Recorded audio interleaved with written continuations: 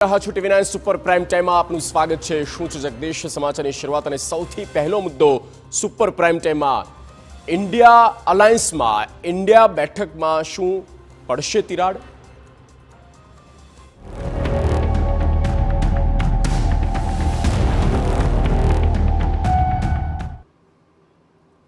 શું કોઈ ગઠબંધન શરતોને આધીન હોય, એટલે કે લોકસભામાં સાથે પરંતુ રાજ્યની ચૂંટણીમાં અલગ અલગ?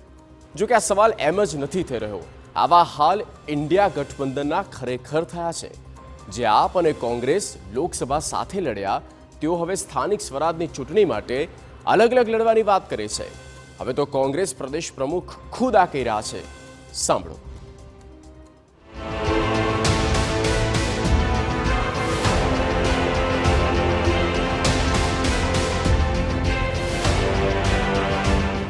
કોંગ્રેસની આમ આદમી પાર્ટીને ના, પ્રદેશ પ્રમુખે કરી સીધી વાત,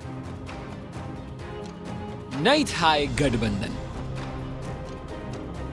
રાજ્યમાં ત્રણ પાર્ટીઓ હવે સ્થાનિક સ્વરાજની ચૂંટણીની તૈયારીમાં લાગી છે। આગામી 16મી તારીખે ચૂંટણી અને 18મી તારીખે પરિણામ આવવાના છે। ત્યારે વિપક્ષ માટે સૌથી મોટો સવાલ હતો કે શું સ્થાનિક સ્વરાજમાં આમ આદમી પાર્ટી અને કોંગ્રેસ એક સાથે લડશે? જો કે આ અંગે સૌથી મોટું નિવેદન કોંગ્રેસ પ્રદેશ પ્રમુખ શક્તિસિંહ ગોહિલે આપ્યું છે। તેઓએ મીડિયા સાથે કરેલી વાતચીતમાં જણાવ્યું કે કોઈ પણ પાર્ટીનો રાજ્ય સ્તરે ગઠબંધન અંગેનો પ્રસ્તાવ નથી અને આવી કોઈ વિચારણા કોંગ્રેસ પાર્ટી તરફથી કરવામાં નથી આવી। ગઠબંધન અંગે અમારી અત્યારે પોલિટિકલ અફેર્સ કમિટીની મીટિંગ છે, અમે ચર્ચાઓ કરીશું, પરંતુ કોંગ્રેસ પક્ષ તમામ જગ્યાએ રાષ્ટ્રીય કક્ષાએ અમારું ગઠબંધન છે। સ્થાનિક રીતે કોંગ્રેસ પક્ષ કોઈ સ્થાનિક રીતે કંઈ વાત આવશે તો જરૂર, પણ કોઈ રાજ્ય લેવલના ગઠબંધનની હાલ અમારા પાસે કોઈ પ્રપોઝલ ના કોઈ બીજી પાર્ટીની આવી છે કે ના અંગેની કોઈ ગઠબંધનની વિચારણા છે। શક્તિસિંહ ગોહિલે ખૂબ જ સાવચેતી રાખીને હળવેકથી કહી દીધું કે કોઈ ગઠબંધનની વાત હજી સુધી નથી અને આ અંગેની આગામી સમયમાં પણ કોઈ જ વિચારણા કોંગ્રેસ પાર્ટીની નથી। જો કે આ સવાલ જ્યારે પત્રકારો દ્વારા મુકુલ વાસનિકને પૂછાયો તો તેઓએ પણ ગઠબંધન અંગે હા તો ન જ કહી।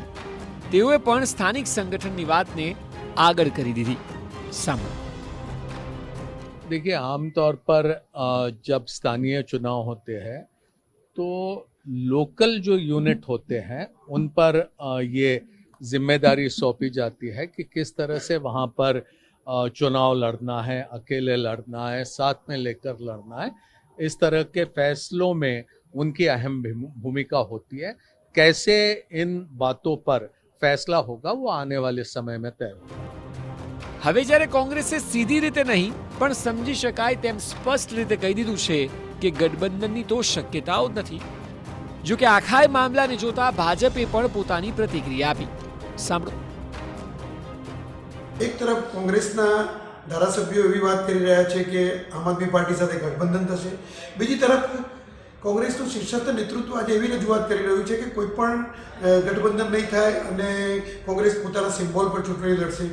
તો મારે એ કહેવું છે કે ભારતીય જનતા પાર્ટી માટે કોંગ્રેસ એકલું ચૂંટણી લડે કે આમ આદમી પાર્ટી સાથે ચૂંટણી લડે, ભારતીય જનતા પાર્ટીને કોઈ ફરક પડતો નથી। ભારતીય જનતા પાર્ટીની પાસે જન સમર્થન છે અને છેલ્લા 30 વર્ષથી ભારતીય જનતા પાર્ટીને ગુજરાતની જનતા પસંદ કરતી આવી છે।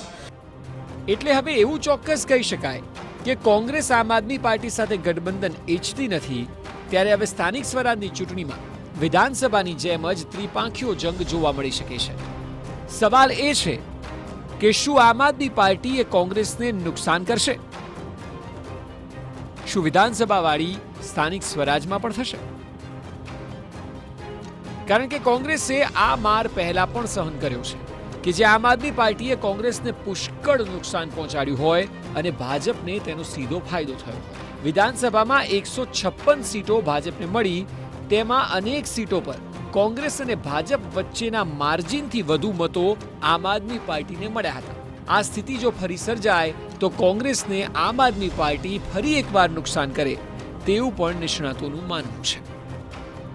મહત્વનું છે કે સ્થાનિક સ્વરાજના જંગમાં જૂનાગઢ મહાનગરપાલિકા, 66 જેટલી નગરપાલિકા, 3 તાલુકા પંચાયતની ચૂંટણી યોજાવાની છે। એ સિવાય અમદાવાદ, ભાવનગર, સુરત મહાનગરપાલિકાની જે 3 બેઠકો ખાલી થઈ છે ત્યાં પણ ચૂંટણી યોજાશે, જ્યારે કે આખાય ચૂંટણી પ્રક્રિયામાં 19 લાખ જેટલા મતદારો મતાધિકારનો ઉપયોગ કરવાના છે. હવે 18મી તારીખના પરિણામમાં જોવું રહ્યું કે ખરેખર આ ગઠબંધન ન થયું તો તેનું નુકસાન કે ફાયદો કોને થયો છે, અને સાથે જ 19 લાખ જે મતદારો છે તેઓનો આખી પ્રક્રિયા દરમિયાનનો મિજાજ કેવો રહેશે. Bureau report, TV9.